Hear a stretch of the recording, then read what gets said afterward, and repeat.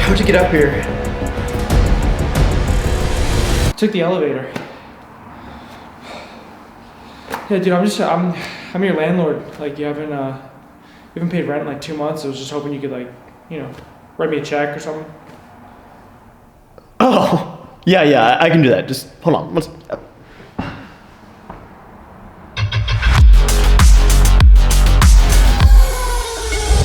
up, everybody? My name is Nate Killian, and on this channel, I make short films, tutorials, and I talk about all things storytelling. So if any of that interests you, give this video a like and make sure you subscribe to the channel. Now, if you're not new to the channel, welcome back. And that's pretty sick. Sorry about that. You guys are just very awesome. Thank you. All right, angles. It's all about angles, baby. Well, I don't know if that's entirely true. I mean, it definitely helps. You can use camera angles to tell your audience so much about your characters, create emotion within your scenes, and overall just convey and tell the story that you're trying to tell. Now, these 4 camera angles that I'm talking about today are obviously, surprisingly, not the only angles you can use to create emotion in your shots. However, these are 4 very common angles that are highly effective when used correctly.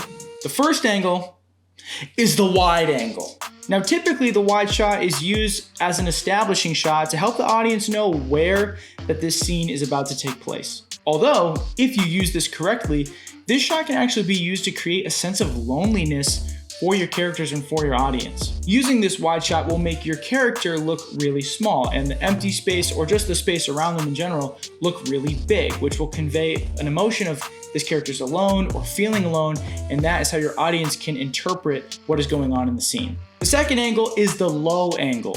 The low angle will make your character appear powerful or more dominant. You'll typically see this type of shot being used whenever an evil villain is introduced or the hero of our story is introduced. Now, the third angle is the high angle, and this is the exact opposite of the low angle. This will make your character appear to be small, weak, or inferior. Typically, this can create the emotion that the task ahead of your character is far greater than them.